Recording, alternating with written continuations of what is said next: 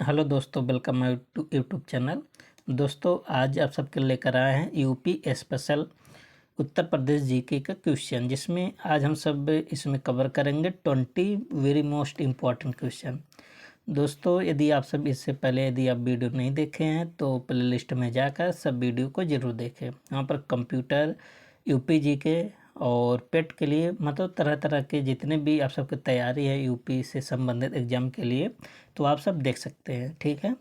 और session start करने से पहले आप सबको एक जानकारी बता दें कि यदि आप यूपी जीके और कंप्यूटर्स के नोट्स यदि चाहते हैं तो डिस्क्रिप्शन बॉक्स में या चैनल के होम पेज में जाकर वहाँ पर कॉन्टेक्ट नंबर होगा, तो आप वहाँ से कॉन्टेक्ट कर सकते हैं। ठीक है। और अपनी तैयारी बेहतर बना सकते हैं, क्योंकि आप सब जानते हैं कंपटीशन बहुत ज़्यादा है। तो आप सबका जो नोट्स है एकदम सिस्टमेटिक ढंग से बहुत डीप में कंप्यूटर करवा गया है।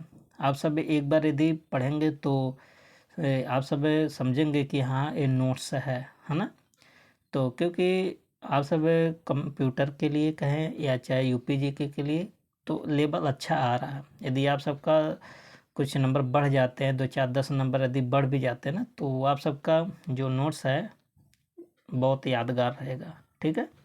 तो चलते हैं क्वेश्चन की तरफ। पहला क्वेश्चन आपका क्या है? पहला क्वेश्चन कह रहा है कि उत्तर प्रदेश में स्थित दुधवा राष्ट्रीय उद्यान एक ही उत्तर प्रदेश में है, नेशनल पार्क है ना, जो कि कहाँ है? ये लखीमपुर खीरी में। ठीक है।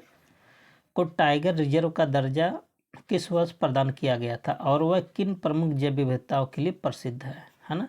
तो दुधवा नेशनल पार्क कहाँ? लखीमपुर खीरी में है। और इसको बोला टाइगर रिजर्व कब प्रदान किया गया था? ये था सन 1987-88 का समय था। ठीक है। तो 1987 में बारहसिंगा और बाघ के लिए ये जो प्रसिद्ध है ना, विविधता के लिए। ठीक है। तो बहुत इम्पोर्टेंट क्वेश्चन है। तो इसमें देखिए सब क्वेश्चन आज इम्पोर्टेंट इसमें डाला गया है। तो दुधवा नेशनल पार्क को 1987 रहेगा। ठीक है। 1987 में प्रोजेक्ट टाइगर के तहत टाइगर रिजर्व घोषित किया गया था। ठीक है। यह मुख्यतः बारहसिंघा और रॉयल बंगाल टाइगर्स के लिए प्रसिद्ध है और भारत नेपाल की सीमा के पास लखीमपुर खीरी जिले में स्थित है। और लखीमपुर खीरी जिला आप जानते हैं उत्तर प्रदेश का सबसे बड़ा जिला है क्षेत्रफल की दृष्टि से, और जनसंख्या की दृष्टि से सबसे बड़ा जिला कौन सा है? प्रयागराज। ठीक है। Question number 2। दूसरा क्वेश्चन क्या है? कह रहा है कि उत्तर प्रदेश की सोधी मिट्टी जिसको बोलते हैं सैंडी लोम सॉइल का प्रमुख क्षेत्र कौन सा है और ये मिट्टी मुख्यतः किस फसल के लिए उपयुक्त मानी जाती है? देखिए, हो सकता है क्वेश्चन सबके लिए नया हो। देखिए, हमारा जो क्वेश्चन रहता है ना वो हार्ड नहीं रहता है ना। वो आप सबके जानकारी से थोड़ा मतलब परे रहता है। आप कह सकते हैं आप सबकी नज़र उस पर नहीं पड़ी रहती। देखिए, जैसे ही क्वेश्चन अगर ऐसा पूछ लेता मिट्टी से, आप सब जानते हैं बहुत बार क्वेश्चन पूछा गया है ना। तो सैंडी लोम का प्रमुख क्षेत्र कौन सा माना जाता है? दोआब क्षेत्र है ना। तो ऑप्शन क्या बन जाएगा? डी। जैसे अगर दोआब क्षेत्र है तो दोआब में गन्ने की प्रचुर मात्रा भी पैदावार होती है ना, तो खेती ज़्यादा की जाता है गन्ने की। तो आप सब यहाँ देख सकते हैं उत्तर प्रदेश की जो सोधी मिट्टी जिसे बोलते हैं सैंडी लोम सॉइल का प्रमुख क्षेत्र जो है बुंदेलखंड और गंगा यमुना दोआब क्षेत्र में पाया जाता है। यह मिट्टी रेतीली और दोमट मिट्टी का मिश्रण होती है जो जल निकासी और उर्वरता में संतुलित होती है। ठीक है। उपयुक्त फसलें इसमें कौन सी होती है? जैसे सोधी मिट्टी में मुख्यतः गेहूँ, चावल, गन्ना, दलहन, दलहन में अरहर और मूंग है ना। तिलहन, तिलहन में जैसे सरसों और मूंगफली। सब्जियां होती है जैसे आलू, मटर, आलू हो गया, टमाटर हो गया ना, उपयुक्त मानी जाती है। इसकी संरचना फसलों से जड़ों को अच्छा समर्थन और पोषक तत्व प्रदान करती है। दोआब क्षेत्र में क्या होता है? गन्ना। मतलब इस प्रकार के मिट्टी में ना जो फसलें होती हैं उनकी जो जड़ें होते हैं ना पोषक तत्व ज़्यादा प्रदान करता है, इसलिए जो होता है पैदावार भी ज़्यादा करता है। ठीक है। क्वेश्चन नंबर 3 क्या है? कह रहा है कि उत्तर प्रदेश के किस जनपद को थर्मल पावर हब कहा जाता है? ठीक है, के रूप में विकसित किया गया और वहाँ स्थापित प्रमुख विद्युत संयंत्र का नाम क्या है? तो आप सब जानते हैं कि एनर्जी एनर्जी किसको बोलते हैं? कैपिटल सोनभद्र को बोलते हैं ना, तो सोनभद्र हो गया। इसमें ऑप्शन क्या हो जाएगा? डी। और अनपरा थर्मल पावर स्टेशन इसमें प्रमुख है। ठीक है, आप सबसे ये भी पूछा जाता है एनर्जी कैपिटल। तो देखिए एनर्जी, देखिए Sonbhadra Anpara thermal power station, Sonbhadra को उत्तर प्रदेश के ऊर्जा जनपद है ना कहा जाता है। यहाँ अनपरा हो गया, ओबरा हो गया, रिहंद हो गया है ना, कई प्रमुख थर्मल पावर स्टेशन स्थापित हैं। क्वेश्चन नंबर 4, देखिए 4 क्या है? कह रहा है कि उत्तर प्रदेश सरकार द्वारा प्रारंभ की गई एक जनपद एक उत्पाद योजना का मुख्य उद्देश्य और इसकी शुरुआत कब हुई? इसकी शुरुआत कब होता है? 24 जनवरी 2018 को। ठीक है, तो इसका जो उद्देश्य है ना कि जो ज़िले हैं, ज़िले की विशेष प्रकार की जो वस्तुएं हैं जो जिसकी यूनिक पहचान के लिए राष्ट्रीय और अंतर्राष्ट्रीय मार्केट में उसका पहचान दिलाना, इसका यही मेन मकसद है। ठीक है, तो यही है। देखिए ऑप्शन बी हो जाएगा, जिला विशेष उत्पादों का ब्रांडिंग करना। शुरुआत कब होता है? 24 जनवरी 2018 को। ठीक है, देखिए जिला विशेष ODOP है ना, वन डिस्ट्रिक्ट वन प्रोडक्ट योजना का उद्देश्य क्या है? हर जिले के पारंपरिक उत्पाद, जैसे भदोही का क्या प्रसिद्ध है? कालीन है ना, मुरादाबाद का क्या प्रसिद्ध है? पीतल। इसी प्रकार से अलीगढ़ का क्या प्रसिद्ध है? ताला है ना, को पहचान देकर राष्ट्रीय और अंतर्राष्ट्रीय स्तर पर उसको पहुंचाना, या कह सकते हैं उसकी पहचान देना है ना। क्वेश्चन नंबर 6, उत्तर प्रदेश की अर्थव्यवस्था में कृषि का क्या योगदान है और वह राज्य की किस प्रमुख फसल के उत्पादन में राष्ट्रीय स्तर पर शीर्ष स्थान पर? तो देखिए, तो जायज़ बात है उत्तर प्रदेश गेहूं तो ज़्यादा उत्पादन करता है, बात तो सही है, लेकिन धान नहीं करता, तो ये ऑप्शन गलत हो जाएगा है ना। तो कपास का भी नहीं करता, ये भी गलत हो जाएगा। दलहन भी नहीं करता, ये भी गलत हो जाएगा। ठीक है, तो गन्ना करता है सबसे ज़्यादा, ये भी सही है। तो यहाँ देखिए 2 ऑप्शन हैं, तो ये तो बात सही है, लेकिन एक तरह की राष्ट्रीय स्तर पर कितना पैदावार करता है? तो उत्तर प्रदेश अपना जो खाद्यान्न की दृष्टि से है ना, लगभग 25% का योगदान उत्तर प्रदेश का है। ठीक है, और सबसे ज़्यादा किसका उत्पादन करता है? गन्ना का। गेहूं का भी प्रथम स्थान है, लेकिन यहाँ जो कुल खाद्यान्न का 23% ये मिस्टेक है। ठीक है, तो देखिए उत्तर प्रदेश की GSDP gross state domestic product कृषि का योगदान लगभग कितना परसेंट है? 25%।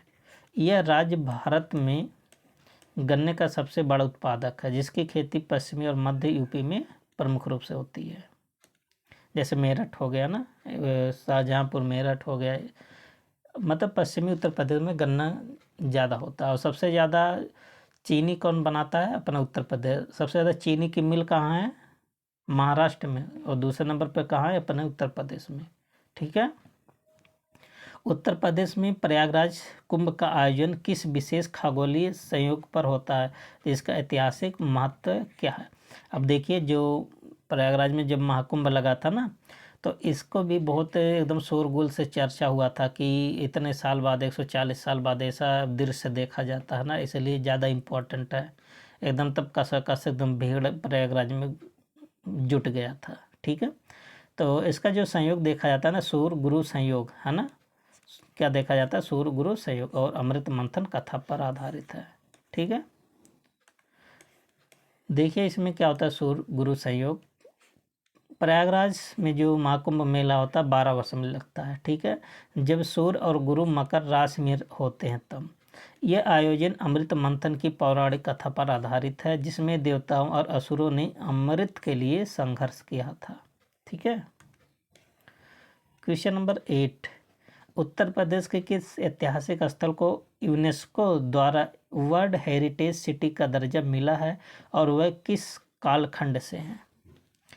देखिए ऐसे क्वेश्चन आप सब में पूछा गया था। एक क्वेश्चन था जो क्या सर वाराणसी को माना था ना, लेकिन अभी तक ये देखा गया है कि उत्तर प्रदेश में कोई भी हेरिटेज सिटी की बात कर रहा है। उत्तर प्रदेश में अभी तक कोई भी हेरिटेज सिटी, कोई भी शहर को हेरिटेज नहीं बनाया गया है।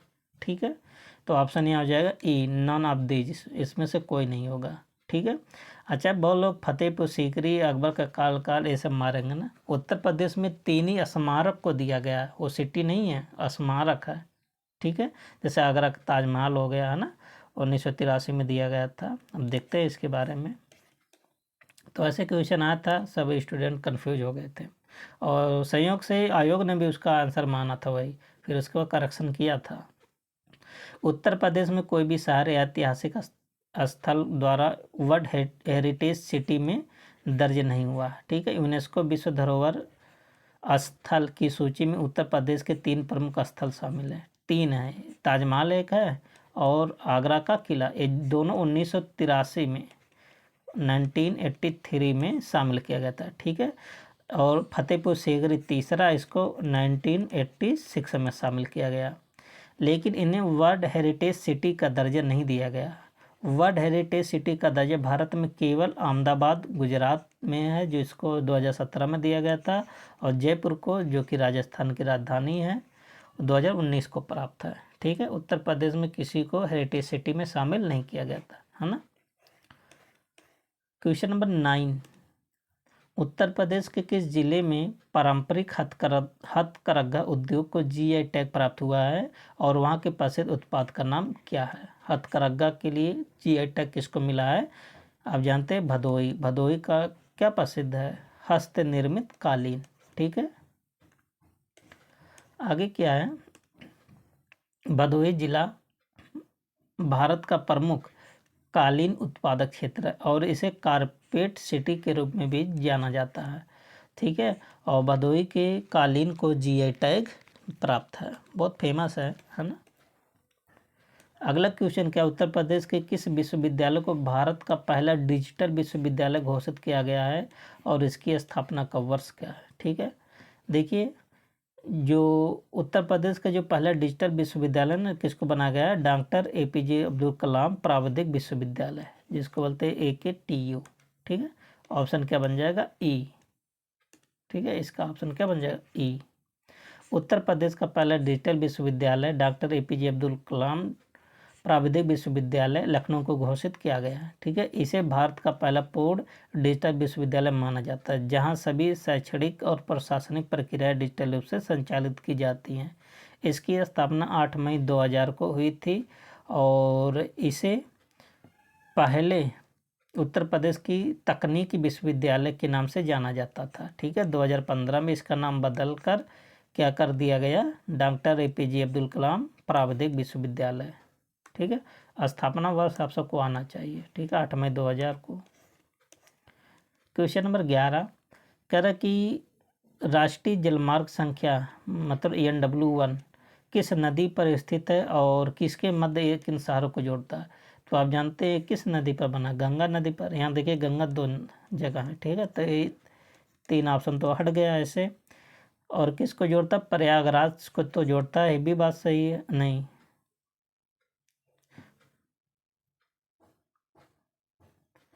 तो ये कहाँ से जोड़ता है, हल्दिया तक जाता है ना। प्रयागराज से जोड़ता है कि वाराणसी से, शायद इलाहाबाद से हल्दिया होगा ना। तो यहाँ लिखा वाराणसी से हल्दिया, यहाँ पर मिस्टेक हो गया है।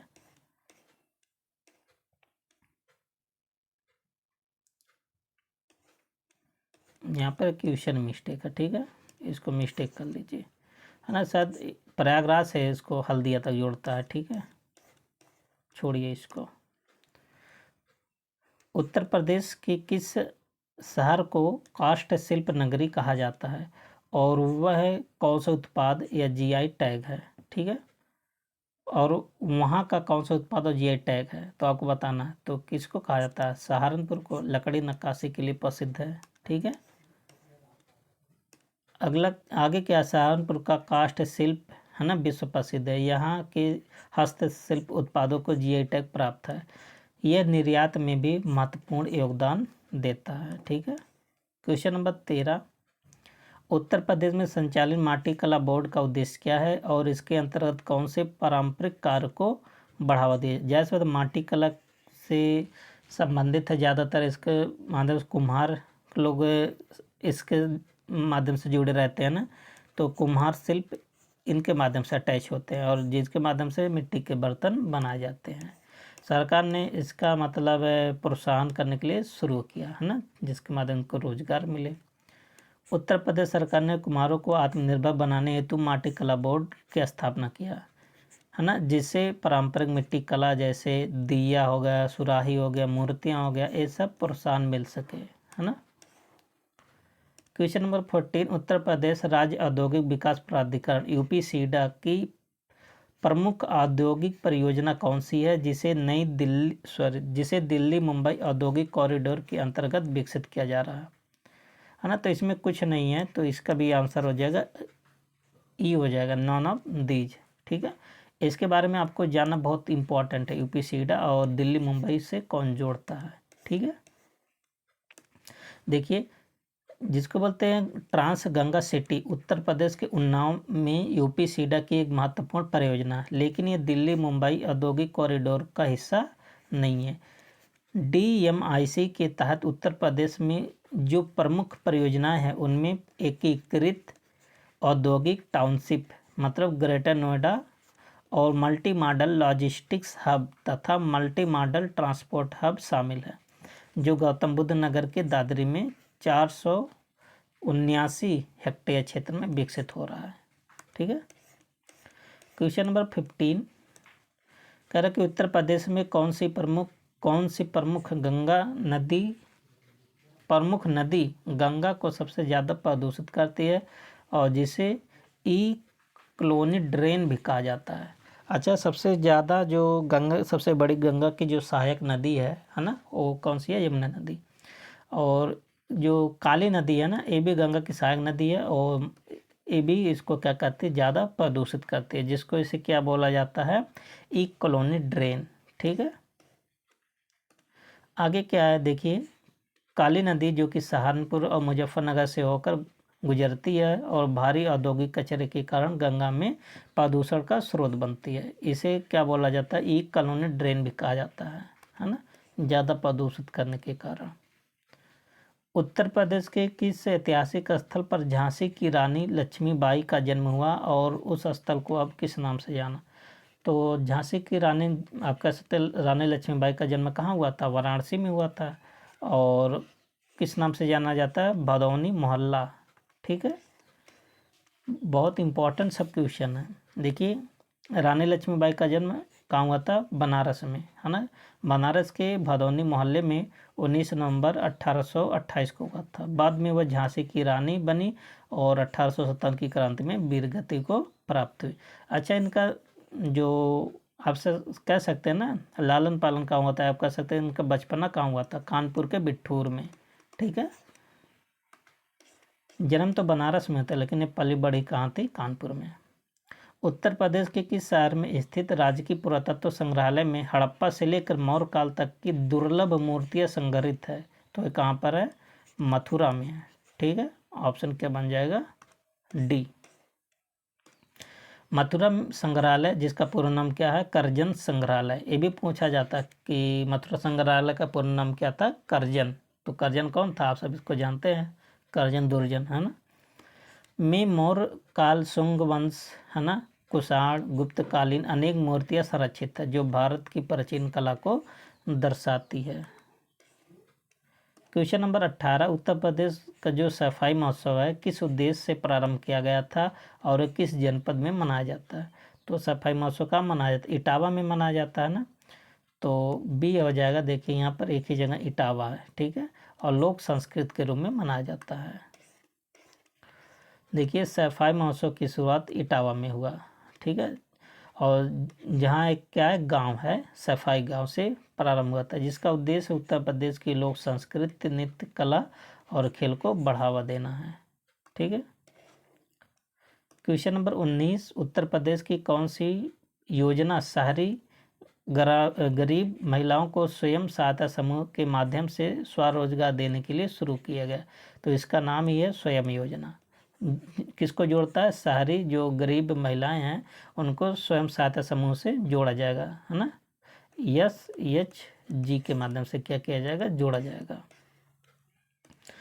स्वयं योजना के अंतर्गत शहरी जो गरीब महिलाएं हैं उनको रोजगार देने के लिए प्रशिक्षित किया जाएगा और उन्हें स्वयं सहायता समूह के माध्यम से वित्तीय सहायता भी दी जाती है। ठीक है, और लास्ट क्वेश्चन है, उत्तर प्रदेश के किस क्षेत्र में सिंगरौली कोयला क्षेत्र स्थित है और वह भारत के प्रमुख ऊर्जा उत्पादन में से एक है। देखिए क्वेश्चन बहुत इंपॉर्टेंट है, कैसे घुमा के पूछा गया है ना। सब लोग याद के कि सिंगरौली कहाँ, सोनभद्र में, या सोनभद्र दिया ही नहीं गया, एरिया दिया गया। अब ज़्यादातर लोग मारेंगे बुंदेलखंड, जबकि सोनभद्र बुंदेलखंड का हिस्सा है ही नहीं। तो किसका हिस्सा, बघेलखंड का हिस्सा। जैसे मिर्ज़ापुर वाला हो गया ना, और जो सोनभद्र हो गया, बघेलखंड के अंतर्गत आते हैं। ठीक है, तो इसका आंसर क्या हो जाएगा, डी। अधिकांश लोग बुंदेलखंड में मानेंगे। अच्छा, बुंदेलखंड में कितने ज़िले आते हैं, 7 ज़िले आते हैं सोनभद्र को छोड़ के। तो आप सब यहाँ देख सकते हैं सिंगरौली क्षेत्र बघेलखंड का हिस्सा है, जहाँ कई कोल्स माइंस और ताप विद्युत संयंत्र स्थित है ना, जो कि ऊर्जा उत्पादन में देश की रीढ़ माना जाता है। कोयला का हिस्सा बघेलखंड क्षेत्र है, और सिंगरौली जो कि उत्तर प्रदेश के सोनभद्र जिले और मध्य प्रदेश के सिंगरौली क्षेत्र में फैला है। ऐतिहासिक और भौगोलिक रूप से बघेलखंड का हिस्सा माना जाता है। बघेलखंड मुख्य रूप से मध्य प्रदेश के पूर्वी और उत्तर प्रदेश के कुछ क्षेत्रों को शामिल करता है, जबकि बुंदेलखंड उत्तर प्रदेश और मध्य प्रदेश के पश्चिमी हिस्सों में फैला है, जैसे झांसी, बांदा, चित्रकूट, ललितपुर, है ना। ये सब किसके हिस्से हैं, बुंदेलखंड के हिस्से हैं। ठीक है, तो दोस्तों 20 क्वेश्चन आप सबका कंप्लीट होता है। आप सबको सेशन कैसा लगा, आप सबको एक लाइक, और यदि आप नए हैं तो चैनल को सब्सक्राइब जरूर करें। ठीक है, अब मिलते हैं नेक्स्ट वीडियो में, तब तक के लिए best of luck, thank you and take care.